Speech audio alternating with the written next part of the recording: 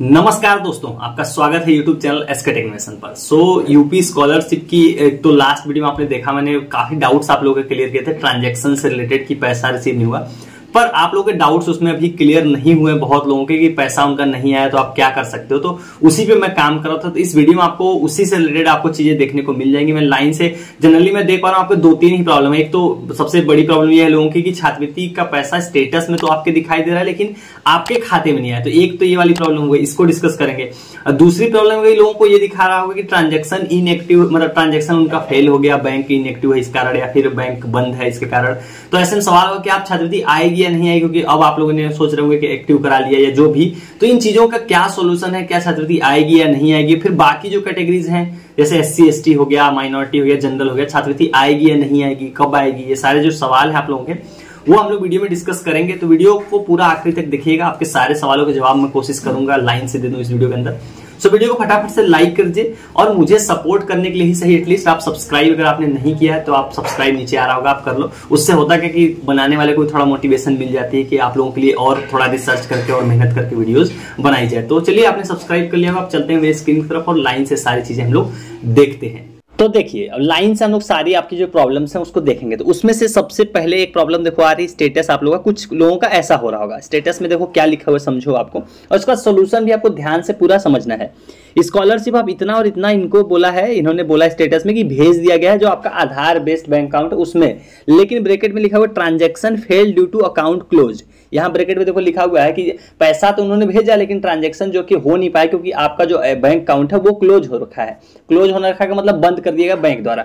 तो अब आपके मन में होगा कि अब इसका सोल्यूशन क्या है। इसका सोल्यूशन देखो बेसिकली है क्या। सबसे पहले एक काम तो आपको सभी को करना होगा। करना क्या है आपको, जैसे कि NPCI मैपिंग चेक करना, चलो उसको तो अभी रहने देते हैं, उसको भी आपको बताऊंगा, बहुत लोगों को नहीं आता है, उसको भी रहने देते हैं।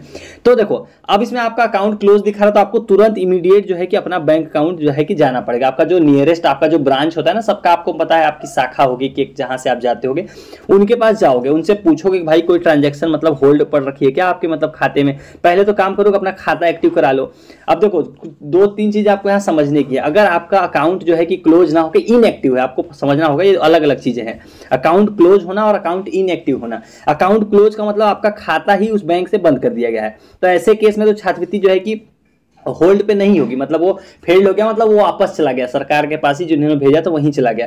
दूसरा चीज ये है कि अगर आपका अकाउंट क्लोज ना हो, कि आपका अकाउंट इनएक्टिव हो, डोरमेंट हो, मतलब कुछ टाइम से आपने ट्रांजैक्शन ना किया हो, आपके खाते में KYC ना हो, तो ऐसे में आपका खाता माना जाएगा इनएक्टिव। ऐसे केस में आपकी छात्रवृत्ति आ जाएगी। बस आपको क्या करना पड़ेगा, अपने बैंक जाना पड़ेगा और उनके पास जो है कि अमाउंट जो है कि आपका अमाउंट जो है बैंक के पास ही है। अगर आपका अकाउंट जो है कि इनएक्टिव है, तब की मैं बात कर रहा हूँ, अकाउंट क्लोज की बात नहीं कर रहा हूँ। आप उनसे बस KYC का एक डॉक्यूमेंट लोगे, आप आधार अपना जो भी लगा के आप उनको KYC एक बार सबमिट कर दोगे, जो आपका अमाउंट जो होल्ड में छात्रवृत्ति का पड़ा हुआ वो आ जाएगा।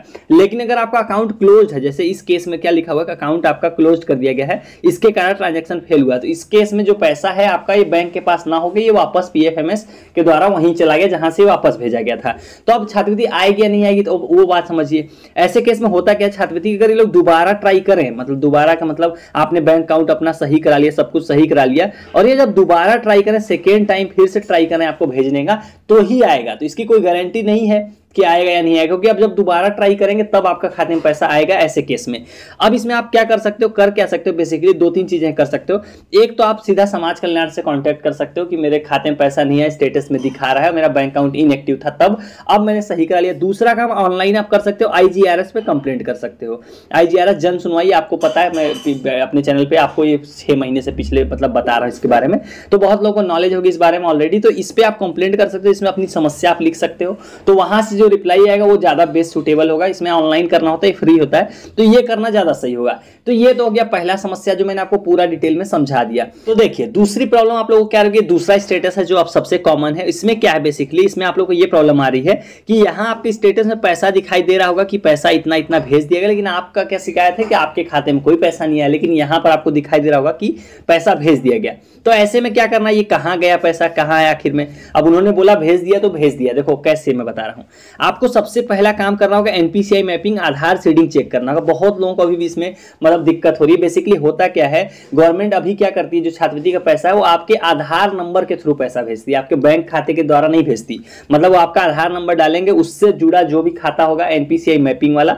आधार लिंकिंग और एनपीसीआई मैपिंग दोनों अलग चीजें हैं, इसको आप लोग मर्ज मत कीजिएगा। एनपीसीआई मैपिंग का मतलब होता है national payment corporation of India. इसमें मतलब एक टाइम पे आपका एक ही खाता इससे जुड़ सकता है, जो मतलब जुड़ा होगा। तो जनरली इस पे जो खाता आपका जुड़ा होगा उसी में छात्रवृत्ति का पैसा आएगा, भले आपने फॉर्म में कुछ और दिया हो। तो ऐसे केस में हुआ क्या होगा, बेसिकली आपने मान लो खाता जो है कि कोई और दिया होगा फॉर्म में और आपका एनपीसीआई मैपिंग किसी और खाते में हुआ होगा, तो जो आपका छात्रवृत्ति का पैसा है वो उस खाते में आ गया होगा। तो ऐसे में आप कर क्या सकते हो, सबसे पहला काम आपको यही करना होगा, अपना एनपीसीआई मैपिंग चेक करना होगा। ये भी आपको मालूम है फ्री है, ऑनलाइन है, सब कुछ है, इसका भी आपको कोई दिक्कत नहीं है।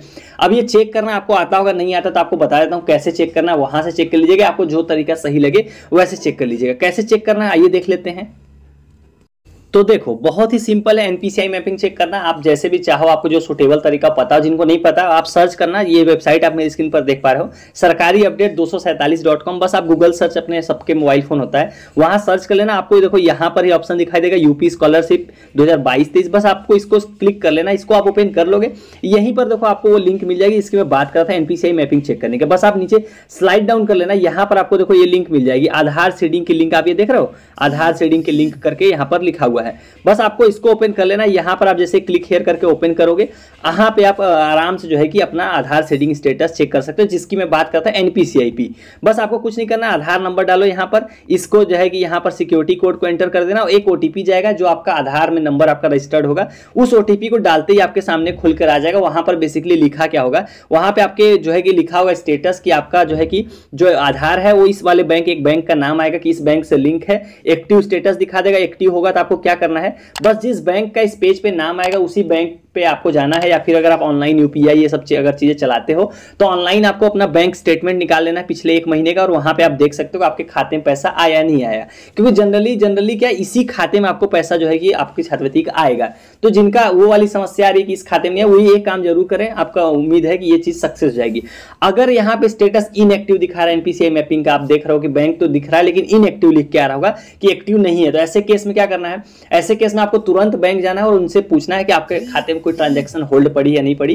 तो होल्ड में ही होगी आपकी छात्रवृत्ति का पैसा। बस आपको एनपीसीआई मैपिंग जो यहाँ नहीं हो रखी है, इनएक्टिव है, उसको दोबारा कराना पड़ेगा। एक फॉर्म आप भरोगे, बेसिकली वो एक आपको फॉर्म देंगे, आपके आधार की कॉपी लेंगे और बस आपका कर देंगे और आपका जो है कि पैसा आ जाएगा। तो ये हो गया ये वाली प्रॉब्लम। अब तीसरा और आखिरी स्टेटस देख लेते हैं, उसके बाद जो बाकी जो कैटेगरीज हैं उनका पैसा क्या होगा उसको भी देखेंगे हम लोग। तो देखो तीसरा जो स्टेटस है और दूसरा वो सेम ही है ऑलमोस्ट, क्योंकि इसमें भी वही चीज लिखी हुई है। इसमें भी लिखा हुआ है कि ट्रांजैक्शन जो है कि इन्होंने छात्रवृत्ति तो भेज दी करीब 45,000 रुपए, लेकिन ट्रांजैक्शन जो है कि आपकी सक्सेस नहीं हो पाई, फेल्ड हो गई। रीजन है कि आपका आधार नंबर जो है कि डीसीडेड हो गया एनपीसीआई मैपर से। जो भी मैंने आपको एनपीसीआई मैपर दिखाया वो वहां से आपका डीसीडेड हो गया, मतलब आपका खाता हट गया है वहां से, इसके कारण ट्रांजैक्शन फेल हो गया। तो आपको अपने बैंक से कॉन्टैक्ट करना पड़ेगा, मतलब वही है आपका जो नियरेस्ट बैंक का ब्रांच है जहां से आपका खाता आपने खुलवाया है वहां जाना पड़ेगा आपको, और वही आपको बताएंगे ट्रांजैक्शन जो भी आपके खाते में होल्ड पड़ी होगी। ऐसे केस में जो आपका छात्रवृत्ति का पैसा वो बैंक के पास पड़ा होता है, मतलब उनके पास होल्ड में पड़ा होता है, उनके पास नहीं बोलेंगे पर उन्हीं के पास फंसा हुआ है, वो वापस नहीं गया है। जिनका वापस चला गया वो अकाउंट क्लोज वाला पैसा है, जिनका अकाउंट क्लोज हो गया है या कुछ और रीजन कार्ड जिनका पैसा रिटर्न चला गया, उनके केस में थोड़ा मुश्किल है। उनका मुश्किल इसलिए है कि जब तक वो दूसरी बार दोबारा ट्राई नहीं करेंगे भेजने का तब तक आएगा नहीं। मैं पिछली बार का आपको बता दूं, SC ST वालों का ऐसे ही हुआ था। 25 से 27,000 स्टूडेंट है जिनका ट्रांजैक्शन फेल के कारण छात्रवृत्ति नहीं आई थी, दोबारा भेजा गया था समाज कल्याण के द्वारा, तब उनका पैसा आया था। तो उम्मीद करते हैं अगर दोबारा इस बार भी ट्राई करें तो हो सकता है कि आपको छात्रवृत्ति देखने को मिल जाएगी। तो ये तो हो गया जो स्टेटस वाली समस्याएं आप लोगों की थी वो मैंने सॉल्व कर दी। अब सवाल होगा कि बाकी कैटेगरीज का पैसा क्या आएगा कब, तो लाइन से हम लोग देखते हैं। सबसे पहले तो SC ST वालों का, तो SC ST वाले जितने भी हैं उन सभी का पैसा 9 से लेकर 12 जून के बीच में आएगा, क्योंकि उनका पोर्टल खुला हुआ है, उनके लिए अभी भी काम चल रहा है, उनका स्टेटस वेरीफाई करने का और वो सारे काम उनके लिए अभी भी चल रहा है। तो SC ST वालों का 9 से लेकर 12 जून उनके लिए कंफर्म डेट है। इनके लिए जो डेट थी वो कंफर्म है, वो सर्कुलर में लिखा हुआ है। ये तो हो गया इनका। अब बाकी होगा ओबीसी वालों का। तो ओबीसी वालों का देखो अभी छात्रवृत्ति आपको मालूम है अभी 17 मई को भेजा गया पैसा, 17 या 16 ये भी कोई डेट मुझे क्लियर नहीं है, 17 मई को दोपहर में पैसा भेजा गया। तो जनरली 60% से जिनका ऊपर था ओबीसी में उनका पैसा भेजा गया था 17 मई को। तो अगर आपका 60 के ऊपर है तो पैसा आपका उम्मीद है कि आ चुका होगा ऑलरेडी। तो आप अपना सारा ये जो बैंक ने बताया कि एनपीसीआई मैपर चेक करके बैंक स्टेटमेंट देख लीजिए, आ गया होगा। अब जिनका नहीं है उनका क्या होगा, तो देखो मैं बता दूं इनकी कोई डेट नहीं बताई गई है विभाग के द्वारा। तो देखो 12 जून तक आपको मालूम है छात्रवृत्ति का पूरा प्रोसेस चल रहा है एससी एसटी के लिए। तो अगर वो दोबारा से अगर बजट बचा होगा मेरिट अगर, क्योंकि आपके स्टेटस अभी अपडेट नहीं हुए होंगे कि आपका फंड के कारण पैसा नहीं भेजा गया, तो अगर स्टेटस में आपके वेरीफाई अगर रिकमेंडेड ऐसे करके लिखा हुआ है तो अभी भी उम्मीद बची हुई है छात्रवृत्ति आने की। क्योंकि जब तक स्टेटस में ये ना लिख दें कि बजट के कारण पैसा नहीं दिया गया तब तक उम्मीद जिंदा रहती है। तो डेट कोई है नहीं, इसलिए मैं आपको कोई झूठी डेट नहीं कमिट करूंगा कि 27 मई को, 30 मई को या 5 जून को आएगा, क्योंकि इसकी डेट कोई बताई नहीं गई है विभाग के द्वारा। तो अभी कोई इसकी डेट नहीं है, ये मेरी जानकारी थी जो मैंने आपको बता दी। अब जनरल और माइनॉरिटी के साथ भी सेम सीन है, जो ओबीसी के साथ सीन है उनका भी सेम रहेगा इसी तरह से। डेट कोई नहीं है यहाँ पे, क्योंकि आपके स्टेटस में अभी वेरीफाई रिकमेंडेड लिखा हुआ है। जब तक स्टेटस अपडेट नहीं होता तब तक आपको वेट करना पड़ेगा। बस आप अपना मतलब वही वाला अकाउंट चेक कीजिएगा हमेशा जिसमें आपका आधार सीडिंग या फिर एनपीसीआई मैपर पे आपका दिख रहा होगा। तो उम्मीद करता हूँ ये चीजें आपको समझ में आ गई होंगी। परसेंटेज का मेरिट का अभी भी वही सेम सीन है कि 60% से ऊपर वालों को ओबीसी में दिया गया है। ये मेरिट अभी इससे कम मुझे नहीं दिखाई दे रही है कि की गई है, की जाएगी तो जो बजट होगा उसके हिसाब से दोबारा पैसा दिया जाएगा। तो चलिए गाइज, उम्मीद करता हूँ आपकी सारे डाउट्स क्लियर कर दिए होंगे मैंने इस वीडियो में। आपके जितने भी सवाल थे मैंने लाइन से लेके आपके कवर कर दिए। सो वीडियो को लाइक करके जाइएगा सारे लोग और चैनल को सब्सक्राइब कर लीजिएगा। So thank you for watching.